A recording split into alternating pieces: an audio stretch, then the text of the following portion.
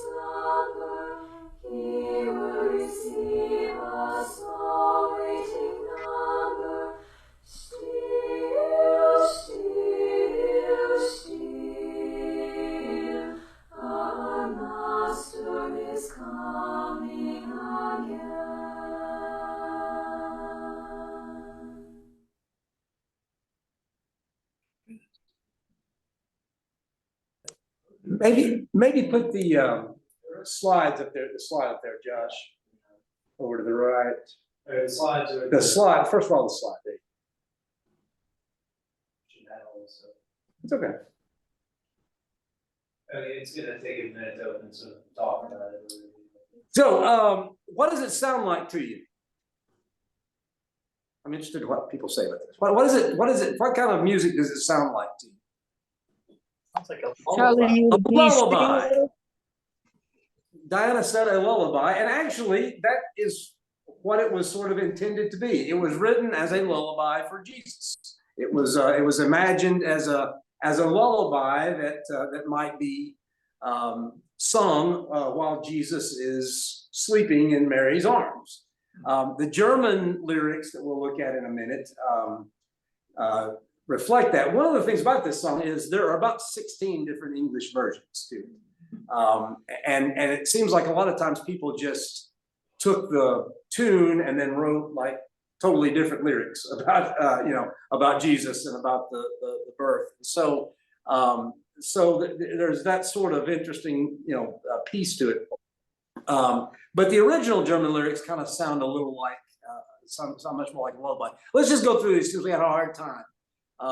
Just so you can see the lyrics as we heard them. This, by the way, is the the version we'll be singing this Sunday. Ron is leading us this Sunday in this version. So just kind of let's walk through. You can see the lyrics there, Josh. I won't read them. Just kind of go through them in a way that people can sort of pay attention to them a little bit. You see, the reference to the eve of the Savior's birth. Keep just going through, Josh. Jesus coming to people's hearts, and God is speaking, hearts are bending. And then the last verse just has to do with Jesus coming back.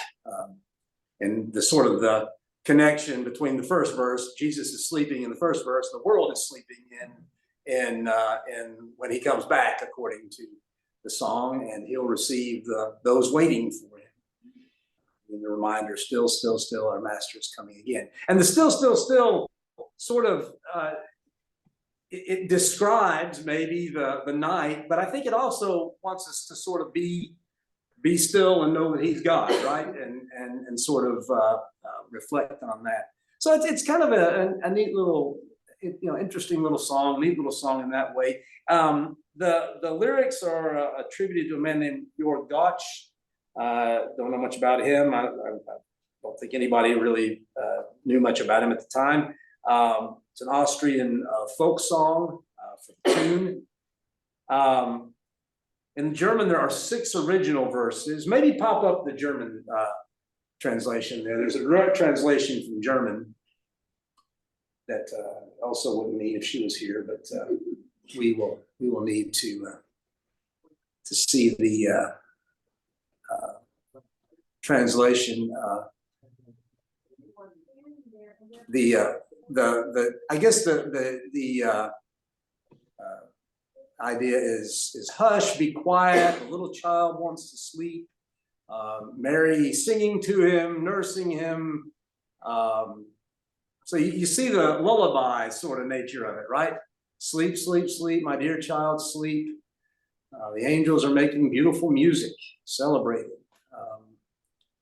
This is my favorite verse of the German. Great, great, great. The love is enormous. God has left his heavenly throne and must travel on the road.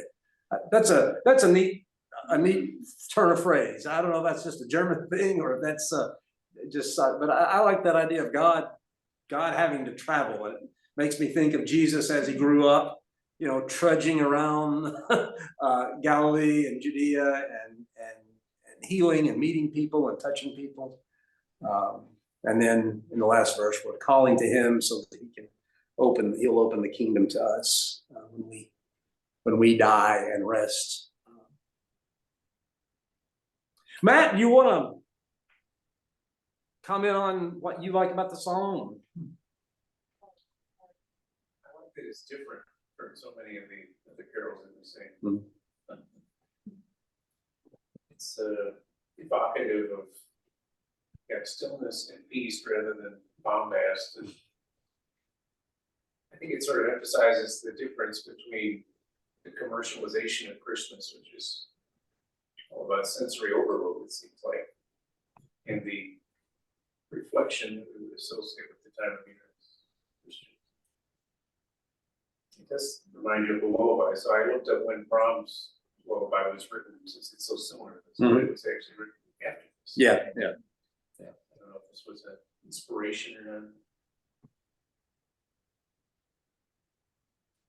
Yeah, it very much does evoke peace and stillness and quietness and reflection and thought. What else? Other thoughts about it?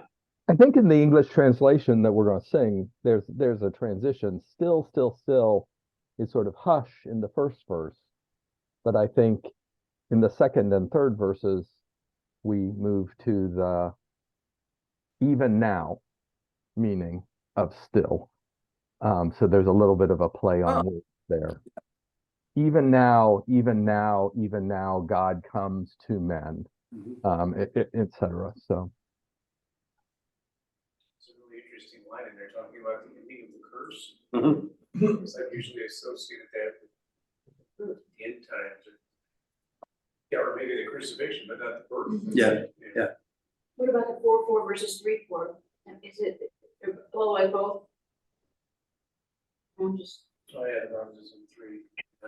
It's not really a formal not factor. composition type. Other thoughts about it? It does sort of feel like to me that it needs a B section, but it never gets there. There are other carols like that too.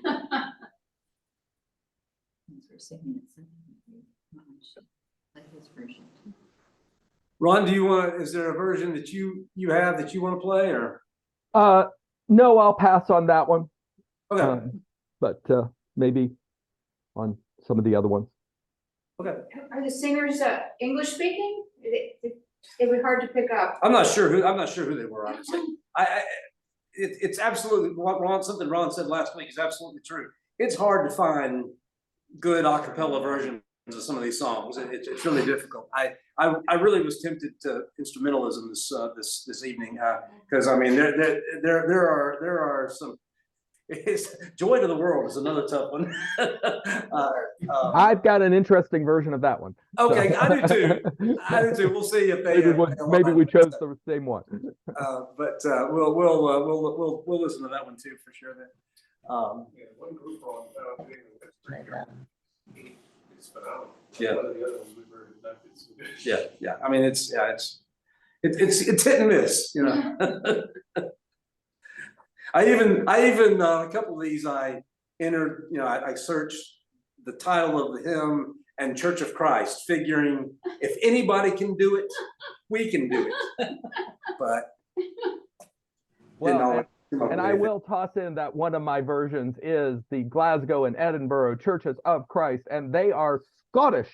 They are not somewhere in I did see that rural one. America. Yeah, I did see that one. Yeah. Yep, it's Glasgow, Scotland. I was surprised, but it is. Yeah. I was thinking Glasgow, Kentucky, but yeah, it's Glasgow, Scotland. Okay. Well, if no other thoughts on still, we will move on. I think you'll enjoy still Sunday morning. I think we'll do a good job with that one, and I think you'll enjoy it. So we'll move on to a little more familiar one. Hark the Herald Angels Sing. Now we know this one, so maybe we'll hold off on playing it just for a moment. What? You want the lyrics? Yeah, pop the lyrics up if you want to. That's fine. The lyrics vary on it, but are more or less consistent. It was originally written by Charles Wesley. There have been edits and alternate lyrics by George Whitefield, among others, and it is set to a tune. The Wesley and Whitefield wrote in the 1700s. It's set to a tune written by Mendelssohn in 1840, arranged by William H. Cummings in 1857. Wesley originally intended it to be sung to the same tune as Christ the Lord is Risen Today. And so I was trying to think how that goes and thinking about Hark the Herald Angels Sings. And I guess it would work. It worked pretty well, probably. But I've never actually heard it to that tune. So I don't know if anybody's ever tried it. But it's one of my favorites. I've always enjoyed Hark the Herald Angels Sing. I like the hope of it. I like the theology of it. Christ, verse 2, Christ by highest heaven adored, Christ the everlasting Lord. I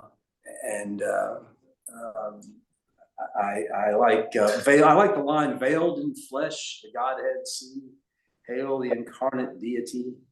Pleased as man with men to dwell, Jesus our Emmanuel, God with us. Mild he lays his glory by, born that man no more may die. That's a neat line. I like the music. I like the tune of it. it's triumphant, it's celebratory, always makes me, reminds me of the joy in the season, whether we're feeling it at the moment or whether we're struggling. It reminds me that there is a joy of Christmas that transcends what's happening in the moment in our lives, and so it's meaningful to me that way. Why don't we play my version of it, Josh, that I have? I don't even remember what I did this one.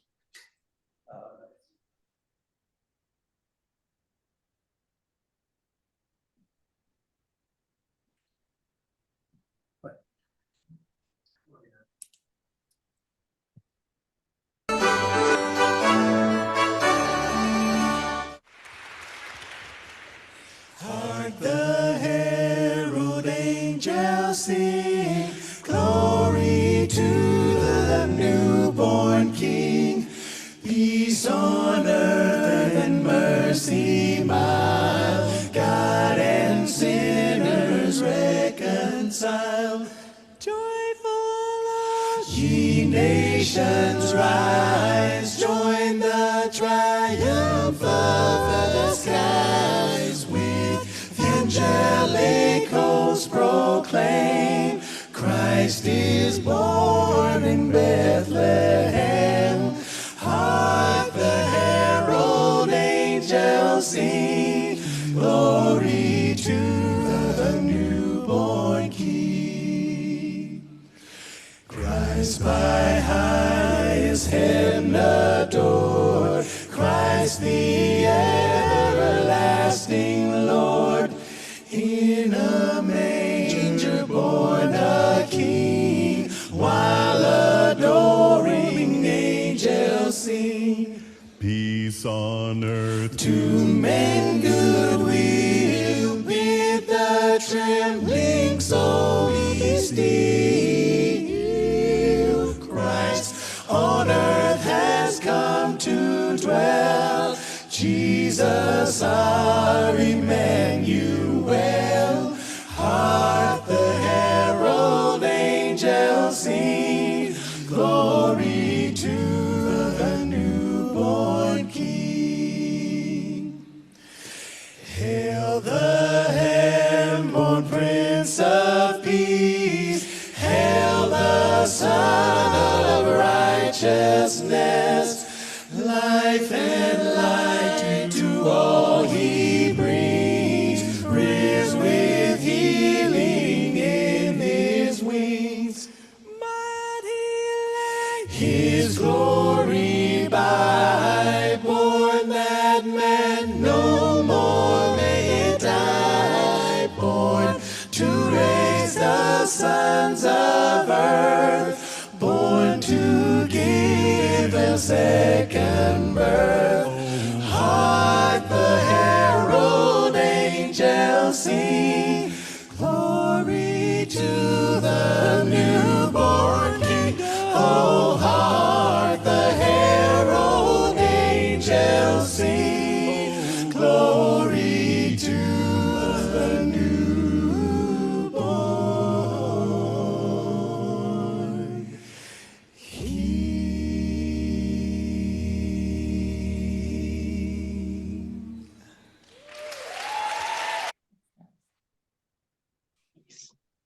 That's take 6. They're a bunch of Seventh-day Adventist guys who formed an a cappella group in college and went on to win at least one Grammy and several Dove Awards and all kinds of stuff. So neat band there.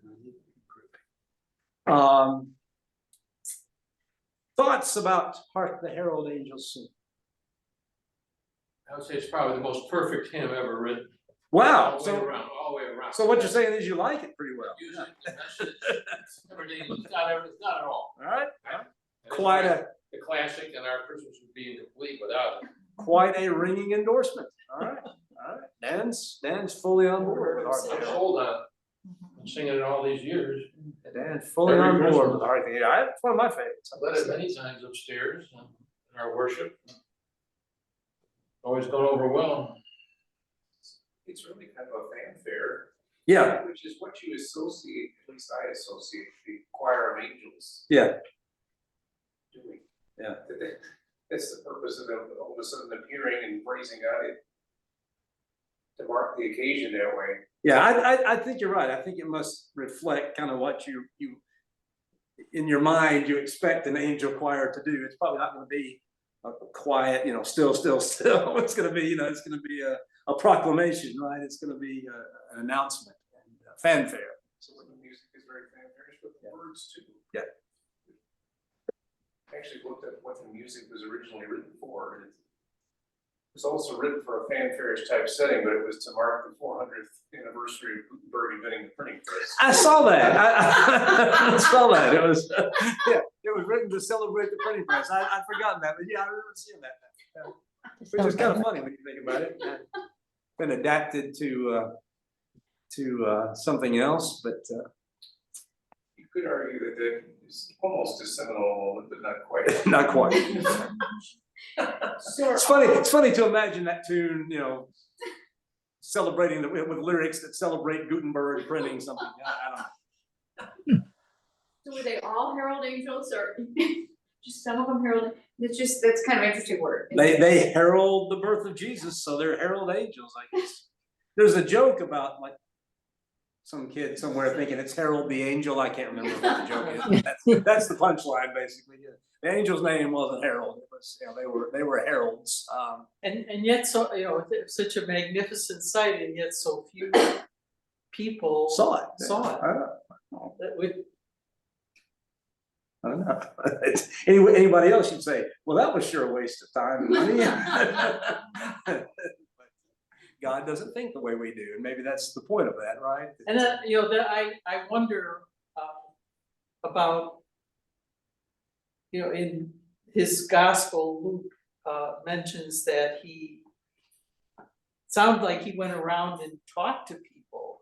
And I'm just wondering if he went to Bethlehem, if any of those shepherds were still alive, and they were the ones who told him what they saw, so that he could write about it. Because it sounded like it wasn't something that people really remembered or talked about later on. They tracked down one of those guys who'd been trying to tell his, tell other people for years what he'd seen. And finally Luke comes up to him and says, tell me what you see. And he's like, thank you, somebody finally. Like people who have encounters with UFOs Right, or something, they want to tell people about it, and a lot of the time people are very skeptical. And I imagine that the shepherds, it was probably something they remembered for the rest of their lives. One would think, yeah. It must have been something like that. I mean, unless Luke was zapped with certain information. Yeah. There are other things like that too, like he must have talked to members of the Sanhedrin to get certain points. It's interesting that the song sort of evokes the dry bones imagery from Ezekiel. Mhm. Bones that were already dead, we have to be raised to life. Yep. There are actually two more verses that we usually don't sing in the song, and there's just some interesting stuff in the two verses that I don't think I had these on a graphic anywhere. There's a verse that begins, "Come, desire of nations, come, fix in us thy humble home," which we have sort of incorporated into another verse, I think, in the version we use. But it starts with that, and then rise the woman's conquering seed, bruise in us the serpent's head. That's obviously a reference to Genesis and the curse on the serpent. Now display thy saving power, ruin nature, now restore. Some approximate rhymes here. Now in mystic union join, thine to ours and ours to thine. And then the next verse is, Adam's likeness, Lord, efface, stamp thine image in its place. I like that. Second Adam from above, reinstate us in thy love. Let us thee, though lost, regain, thee, the life, the inner man. Oh, to all thyself impart, formed in each believing heart. Approximate rhymes aside, two pretty good verses that we sort of toss out sometimes. The other one's a little weird. Yeah. Being born one in the spirit. Yeah, You can kind of see why we don't really sing those. yeah, they don't, It's a little, I think sometimes we have to respect time as an editor. you're right, mate. Well, but these are, this is post Welsh. So. It reminds me of what we see in other songs in our canon where people try to apply almost everything in scripture to the personal relationship Mhm. with Jesus. I'm not sure everything can be applied that way, but Worth a try sometimes. Isn't it? like the bruising of the snake's head, I don't know. if that is- I don't know, but you get the idea. You get the idea. It's an interesting idea to think about it in an individual level as well as a corporate one. Other thoughts on Ron? There's a version here you want to play or? If you wanted to hear, if you got 3 minutes and want to hear our friends in Scotland, we can, but I don't know how additive it will be. It's sort of up to Fire it up. Fire it Give up, Josh, you have to let me share. Yeah. I'm gonna turn down my volume again.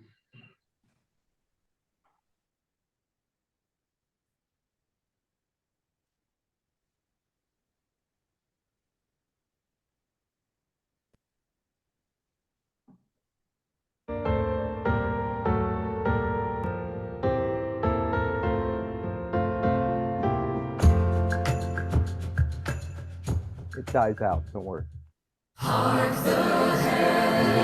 Angels sing, glory to the newborn King. Peace on earth and mercy mild. Hearing it. And sinners reconciled. Joyful all ye nations rise. Join the triumph of the skies. With angelic hosts proclaim, Christ is born in Bethlehem. Hark the herald angels sing, glory to the newborn King.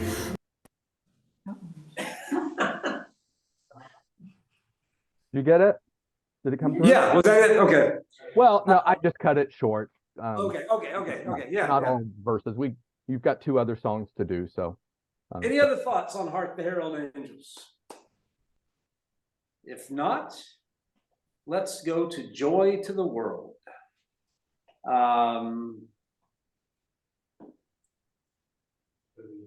Let's start with, why don't you go ahead and pull the slide up, Josh? Oh, yeah. Ron, can you make Josh host? Oh, boy.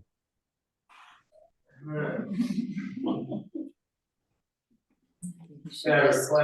he's doing it, he should just. Maybe you could request it. Yeah, we'll talk a little bit here while we're doing that. Actually, if you got a Bible near you, turn to Psalm 98. This is a song by Isaac Watts, written in 1798. 1719. It is an adaptation of Psalm 98, Christian reinterpretation of Psalm 98. And if you've got Psalm 98 open, it begins, sing to the Lord a new song. And Isaac took him very seriously, right? For he has done marvelous things. His right hand and his holy arm have worked salvation for it. The Lord has made his salvation known and revealed his righteousness to the nations. He's remembered his love and his faithfulness to Israel. All the ends of the earth have seen the salvation of our God. Shout for joy to the Lord, all the earth. Burst into jubilant song and music. Make music to the Lord with the harp and the sound of singing, with trumpets and the blast of the ram's horn. Shout for joy before the Lord, the King. Let the sea resound and everything in it, the world and all who live in it. Let the rivers clap their hands. Let the mountains sing together for joy. Let them sing before the Lord, for he comes to judge the earth. He will judge the world in righteousness and the peoples with equity. Interesting thing about Joy to the World is there is no evidence that Isaac Watts wrote it as a Christmas song. It really is a song about Christ coming in, Christ's second coming. It really is a song that sort of reinterprets Psalm 98 and in a Christian kind of context. What's that? Ready whenever you You'll want. go and pop the lyrics if you want to, that's fine. I can, since it's just music, I can play it at the same time as I have the lyrics up. You want to try that? Why don't we, right now, why don't we just, have the lyrics? Cause I wanna ask, why do you think it has become a Christmas song? Because the word is there. Joy to the world, the Lord is come. Word is, you know, Okay. think of the second coming, it's not having happened. Okay, right, yeah. If you think of Jesus already, then it's the logical association. It talks about heaven and earth singing, cause that Mhm. heaven were the angels, Yeah, so that okay. evokes that Yeah. picture. Yeah, I think so. Yeah, it's interesting to me. I had not really thought about it before. I've just always sung it at Christmas. I think that's a good reason to sing it other times than Christmas if we're so inclined ever. Because Done that actually. yeah, because Sunday morning, yeah, different song leadership. it's Middle of certainly summer, it yeah. seems kind of weird, but Yeah. we do it. It seems odd to us because again, we have made it into we've sort of assumed it's it's become a Christmas song, and I think it's a great Christmas song. I think it works in a lot of ways at that level too. But it's not strictly about that, and so I think that's kind of interesting. Why don't we go ahead, Josh, with the video? It's not a video, the audio.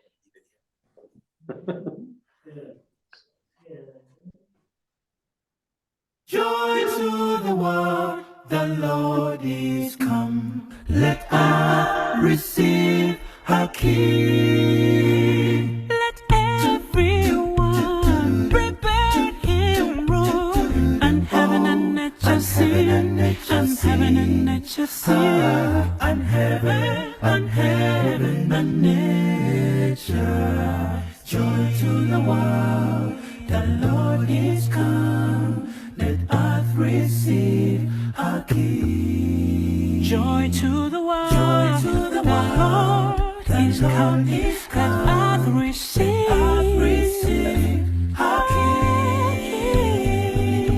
Ajakule sa edembe muma wanga gona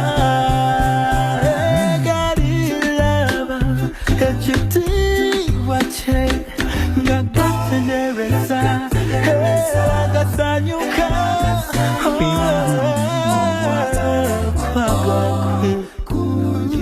joy to the world, the Lord has come, Lord has come. Let earth receive joy to the world, joy to the world.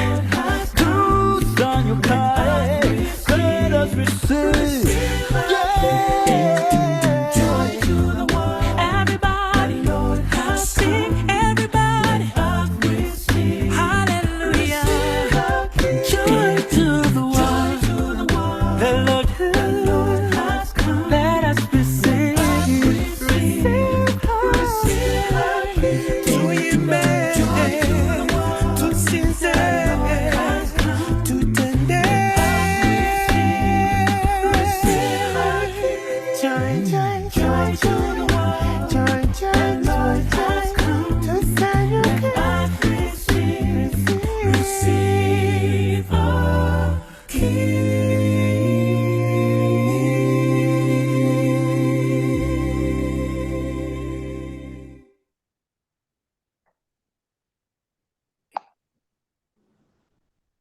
Not originally as Isaac wrote it, but Matt said, I don't know if anybody could hear, if you weren't here, Matt said it sounds like the soundtrack to an 80s sitcom, which I thought was a little uncharitable, but now I hear it now that he said it. I almost think of it as a Jesus birthday song. Jesus birthday song. I like that better, Darlene. Thank you. I prefer that, yes. Yeah. That was actually, Josh, can you see the name of the It is the group? Jehovah Shalom a cappella. Jehovah Shalom a cappella, yes. They're an African, I don't know from where exactly, but an African group. I believe that was Twee they were singing in the one verse, but Interesting. I've seen some of their other videos, and they're kind of a neat group. I don't really know much about them. Well, the important thing is they got the joy part. They did, it's joyful. And that's what it's all about. Right. There's a lot of joy there for sure. I think Isaac would be fine with that. I think you're probably right. I don't know about Handel. He was German. I'm not sure. But Isaac, I think, would be fine. Well, what else? What That's other my thoughts about first time hearing that version. Yeah, I know. I I mean, know. that how you say verse? Yeah, That yeah. verse. Yeah, it's an interesting take on it, and I kind of liked it, although again, Yeah, I did too. Other thoughts about Joy to the World or anything there that you. I do like the verse, no more let sins and sorrows grow, no thorns infest the ground. Again, calling back to Genesis and the account of the fall. And I really, every time we sing that, you want to say, yes, Lord, let that be, that be ended forever. And I like the line where it says, let every heart prepare him room. mhm. It tells us that we have to, God is sending, but we have to receive him. Yeah. And if we haven't prepared that for, to take him in, It's missing. it's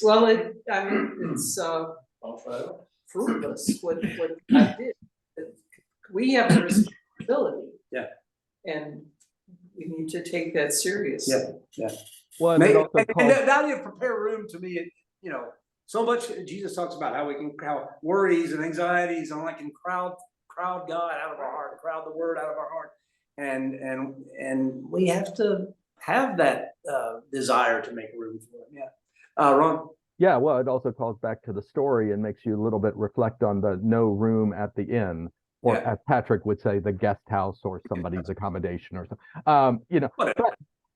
But the point is, right, if we now look back at that, there was probably something, there is something probably Luke thought that was significant precisely because, right, Jesus wasn't given room and instead had to be born, isolated and amongst the people who have been, or amongst those who have been, are not entitled and the like. So, yeah. I think the song goes along with the idea of hospitality, right? When you're hospitable, you invite somebody and you make room for them in your house. Mhm. Prepare a room for them, or for meals, whatever. So it's kind of saying, be hospitable to Jesus. Yeah. Let him in. Don't keep him out the door. Well, Matthew 25 also will echo that too. Yeah, right. Matt? Wonder what he meant exactly by the nations proving the glories of the righteousness of Jesus. Well, I think that's Matthew 25. What's that, Ron? I mean, I just mentioned Matthew 25, and Matthew 25 is judging nations and how nations prove they are Yeah. following God. Or is it, to prove the glories of his righteousness is to, when you actually try it and you live righteously and, what kind of world does that create if the nations were to live righteous? I don't know. Well, and the other thing there is nations can mean Gentiles. Yeah. Right. So allowed the Gentiles to prove the wonders of his love there as well. So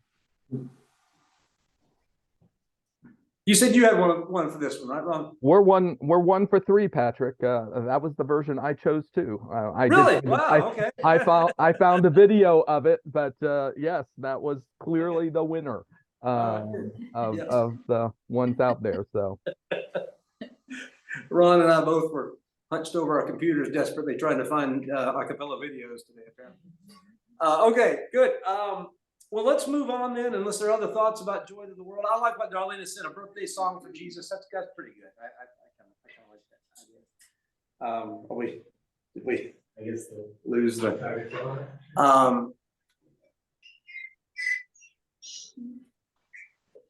One more then, let's go to Go Tell It on the Mountain. Josh, let's just go ahead and play the video for Go Tell It on the Mountain. It's a spiritual, first published in 1901, but of course, much older than that, as most of the spirituals are.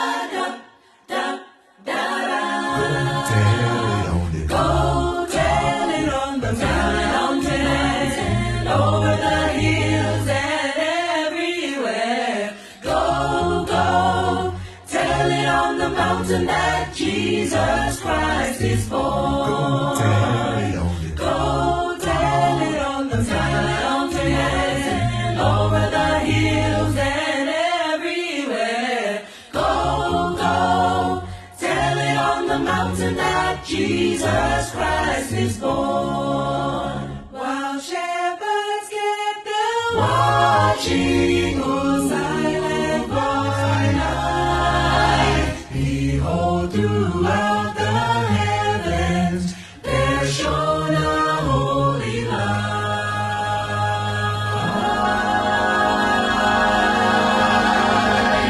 Go tell it on the, go tell it on the mountain, over the hills and everywhere. Go, go, tell it on the mountain that Jesus Christ is born. Down in the lowly manger,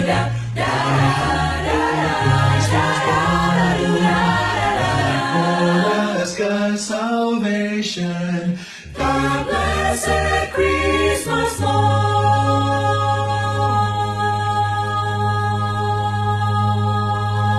Go tell it on the, go tell it on the mountain, over the hills and everywhere. Go, go, tell it on the mountain that Jesus Christ is born. Go tell it on the, go tell it on the mountain, over the hills and everywhere. Go, go, tell it on the mountain that Jesus, He was born for you and me. Yeah. Jesus, He was born in a manger. Jesus, He paid the price on Calvary. Jesus, so you can live your life for Him. He came for you and you and you and you. Jesus, oh, so won't you get ready? Jesus, go tell it on the mountain. Jesus Christ is born.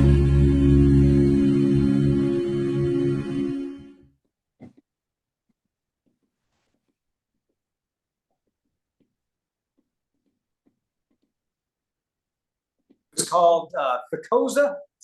They are Afrocentric singing group from Southern California, gospel and some Caribbean music as well. And I like that version.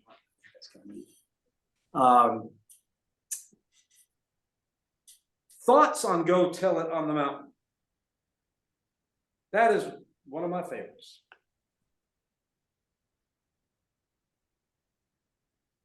Such a simple little song. Okay, but where y'all get these different versions from?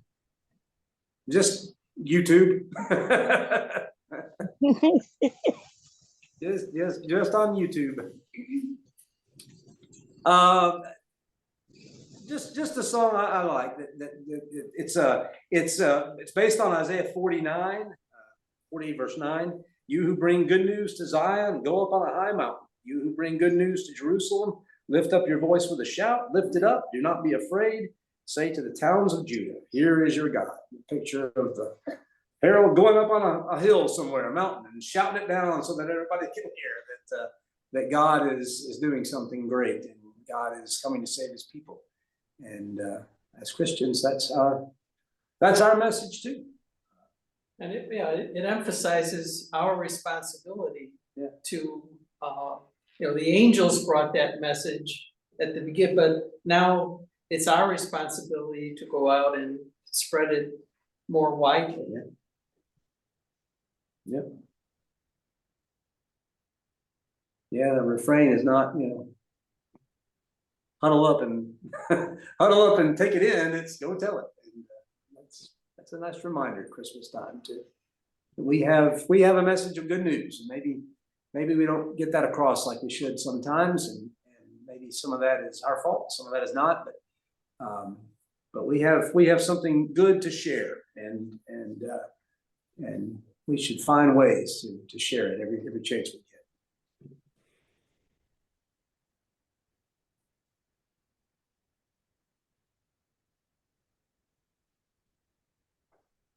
Other thoughts on Go Tell It? Ron, do you have one for this? We're 2 for 4. That was my version as well. I was given a little bit of pause at the end when we had the improvised line of he was born in a manger, which raises images that I just don't even want to think about. And I don't even think it's possible. Better he was laying in a manger. Laid in a manger. But setting that quibble aside, no, it was clearly the best version. Some songs, don't quite do it in a concert hall, and many spirituals are like that. And I liked the joy and the looseness that they brought to the song, which is, this is a belted out song, right? And I think Mahalia Jackson sang this song, and the like. It's a great song, and it was said. That's the whole point, right? This is a call to evangelism, right? Tell the good news, and that's great.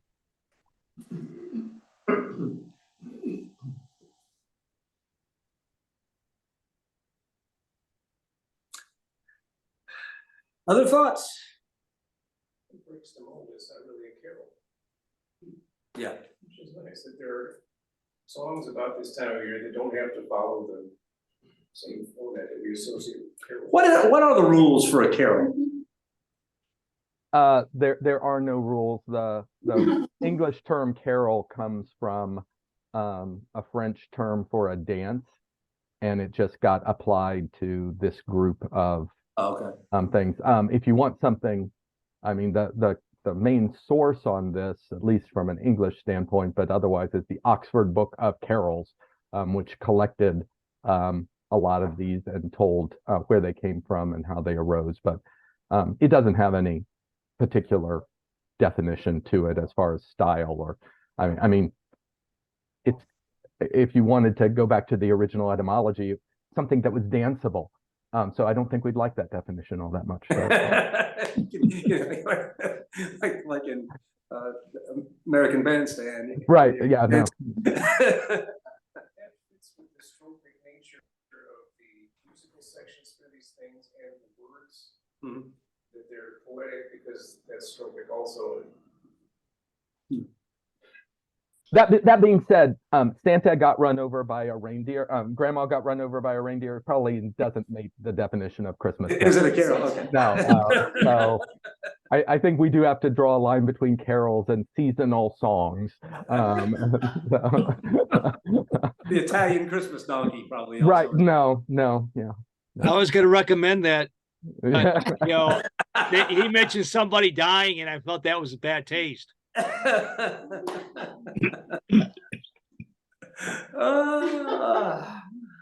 right. Well, I've lost lost control entirely, so let's go ahead and wind it down. Good to see everybody. Thank you for your thoughts and your presence, and good to share these songs, and I hope you are having a great season and looking forward to time with family and friends.